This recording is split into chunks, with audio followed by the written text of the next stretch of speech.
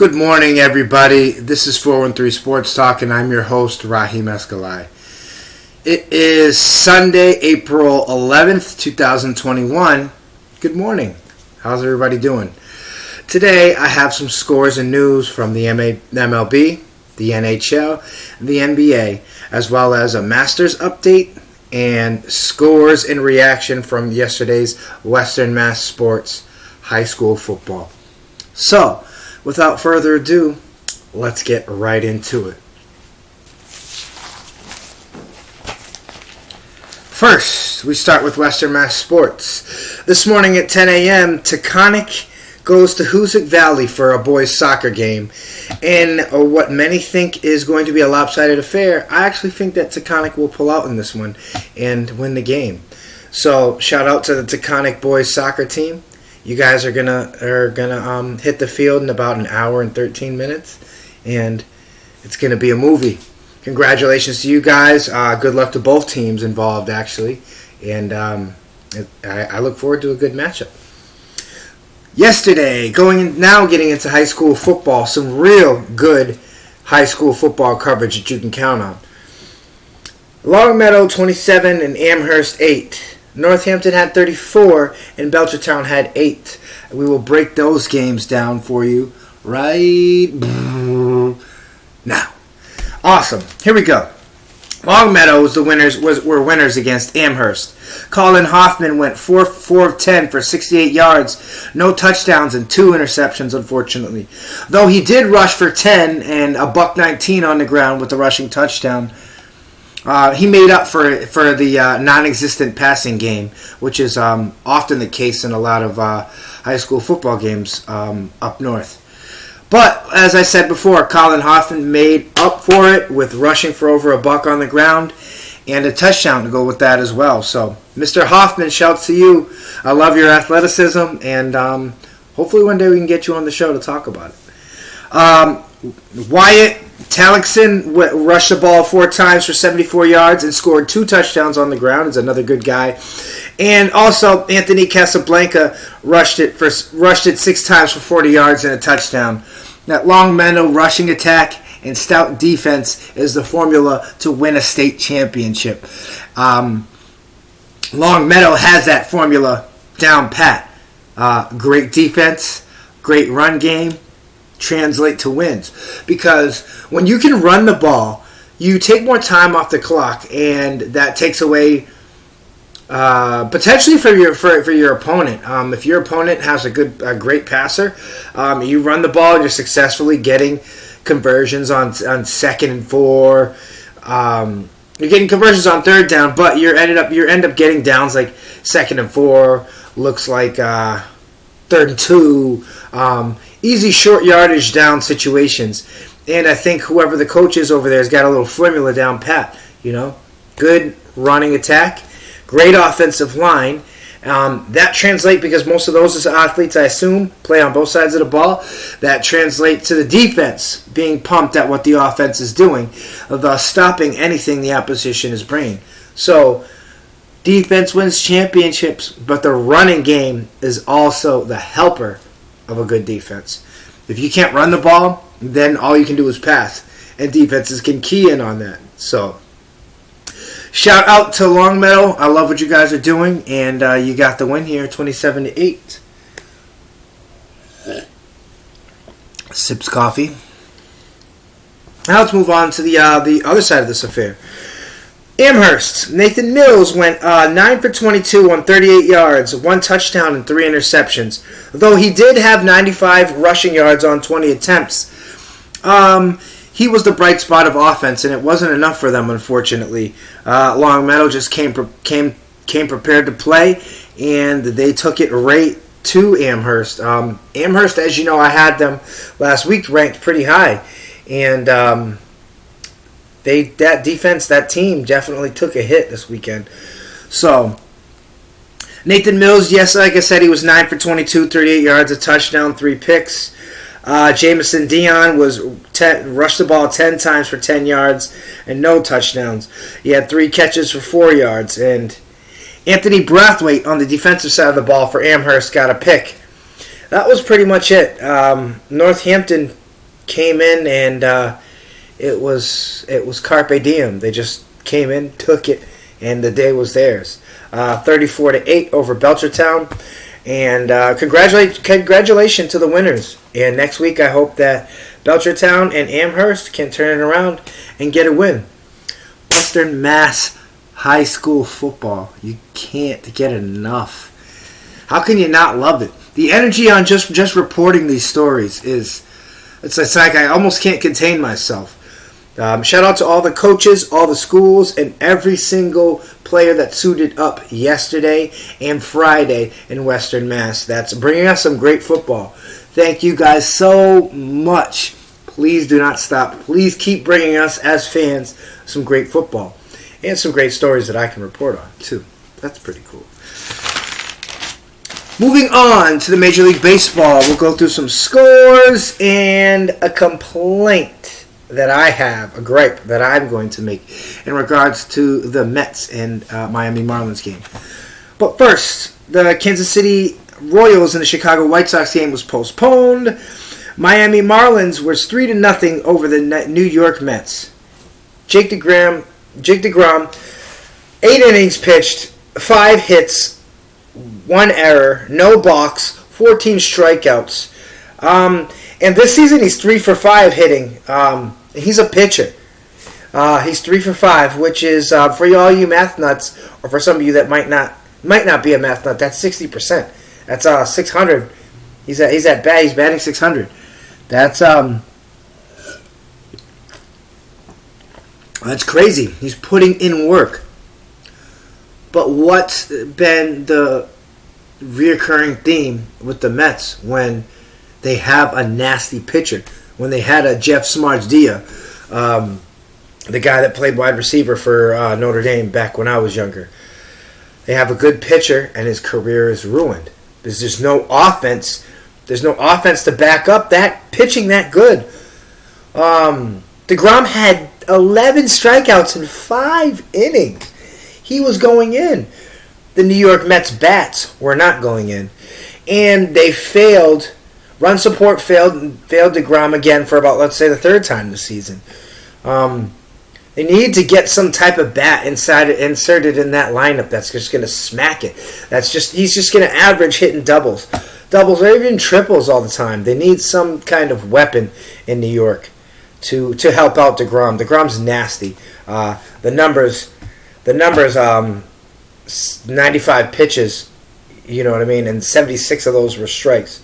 That's bonkers for me to be able to give you the stat line, and for DeGrom not to have gotten the win. So, New York Mets, you need to improve. You need to bring some big bats in that lineup that will bring points. I know you got a bat in Mr. Francisco, Mr. $350 million contract, but please bring in another one. Offense is needed in New York. Run support for Jake DeGrom and any of the other starting pitchers who have great days and whose days are ruined by lack of offensive production and run support. So, Tampa Bay Rays beat the New York Yankees 4-0. Seattle Mariners beat the Minnesota Twins 4-3 in extras. Milwaukee over St. Louis 9-5. San Francisco Giants over Colorado 4-3. Oakland beats Houston. Houston drops its 2nd straight, 7-3. Los Angeles Dodgers beat the Washington Nationals 9-5. Arizona Diamondbacks beat the Cincy Reds 8-3. Philly over the Atlanta Braves 5-4. Toronto beat the Los Angeles Angels 15-1. Toronto's been on a roll of late. If you haven't been paying attention, watch those Jays. They're starting to catch fire in a bottle. San Diego Padres over the Texas Rangers 7-4. Boston Red Sox in 10 innings beat the Baltimore Orioles 6-4, and finally the Pittsburgh Pirates over the Chicago Cubs by a score of 8-2. Moving on to the NHL, Boston Bruins lose a tough one to Philadelphia Flyers 3-2. Dallas wins 4-1. Detroit over Carolina 5-4. Chicago over Columbus 4-3. Winnipeg over Montreal 5-0. Toronto over Ottawa 6-5. Tampa Bay over Nashville 3-0. St. Louis over Minnesota 3-2. Calgary blanks Edmonton 3-0, and the Los Angeles Kings beat the San Jose Sharks by a score of 4-2. Those are your scores for the NHL. Moving on to some other scores, to something that I found particularly interesting. There was an NCAA football yesterday. Spring games, because a lot of places didn't get a chance to play last year and showcase their senior talent. So there were some schools that actually played today, and I have some scores for you. AAMU beats Jackson State, and Mr. Sanders, even though he's the head coach over there, 52-43. CHSO over RMU, 27-14. LAF over LEH, 20-13. Preston over Davidson, I think 29-24. Dell over DSU, 34-14. Morehouse over Valdosta, 28-24. And North Dakota State University versus University of Nevada, 23-20. And I'm sorry if I butchered a couple of those names. I kind of had jotted the notes down very quickly, and I didn't write the names entirely. I just kind of used abbreviations. And unfortunately, I wasn't able to study those. So kind of like where I messed up the scores on that. So if you could bear with me with the abbreviations, possibly look those up, or I can put them in another video. I'll do the whole scores of that in a separate video today, or something of the sort. But anyway, moving on to the National Basketball Association. Toronto Raptors over the Cleveland Cavaliers, 135-115. This snaps the Cleveland Cavaliers' current 4-game win streak. Los Angeles Lakers, yay, we beat the Brooklyn Nets, 126-101. Philadelphia 76ers over the Oklahoma City Thunder, 117-93. Phoenix Suns end up beating the Washington Wizards at what started out as a close game, ended up with Phoenix and Devin Booker just pulling away. 134-106 in that one. Portland over the Detroit Pistons, 118-103. Golden State notches 2 wins in a row over the Houston Rockets as they win 125-109. The Utah Jazz were getting beat early by Sacramento in this one. They turn around and win it 128-112. Those were your scores in the NBA. Moving on to coverage of the Masters. A lot of people are bored by golf. I love it. It's even funner sport to play versus watching it on TV. So I'll leave you with this. I've compiled a list of the top 10 golfers who are left in the Masters who have the best chance of making it. Starting with the leader, of course, Hideki Matsuyama, who has a 4-stroke lead over Will Zalatoris, who's tied with 4 other people for second place. Matsuyama in the first round scored a 69, the second 71, and the third a 65. Will Zalatoris, who's 4 strokes behind Matsuyama, scored a 70, a 68, and a 71 in the 3 rounds prior to today. Matt Leishman, who's tied for second, did a 72, 67, and 70 in his 3 rounds. Justin Rose, who was originally leading the Masters, whom a lot of people thought was just going to run away with the green jacket, currently is tied for second place, and he's 4 strokes back as well. Kind of falling. He fell a couple shots in the second round and the third round, so he's starting to lose momentum. Justin Rose, get it back together. Xander Schauffele, excuse me for butchering that. Xander Schauffele, he was also 4 strokes back from the lead, shot a 72, 69, and a 68. He's another guy to think about to watch. Xander Schauffele is one of the rising stars in golf today, and he finishes top 5 in the last 6 or 7 PGA events that he's been a part of. So look at him as a name going forward in the future. Case Connors, who's set 6th place, 6 strokes back from the 5 strokes back from the leader. Jordan Spieth, who's in 7th, my personal favorite to win this entire thing. Outside of Justin Rose, I wanted Jordan Spieth to win, but I really thought for a while that Rose was going to do it. Spieth, however, is 6 back from the lead. And he needs a damn near perfect Sunday in order to get that green jacket. That's my prediction to get the green jacket. Let's hope. He needs to ball out. You need to forget about You need to forget about your second and third round scores and just do it, Jordan. Please, please, please win this Masters tournament for me.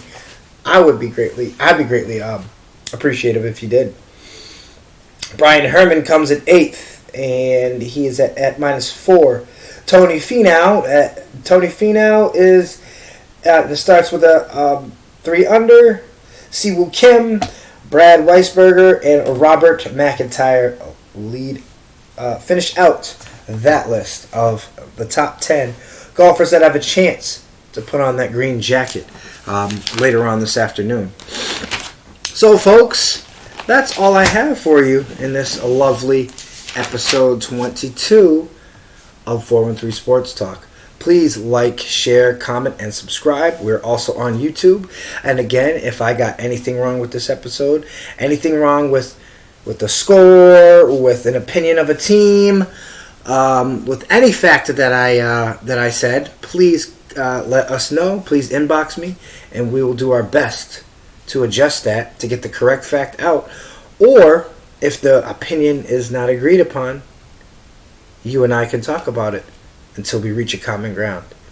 Remember, this is 413 Sports Talk, episode 22.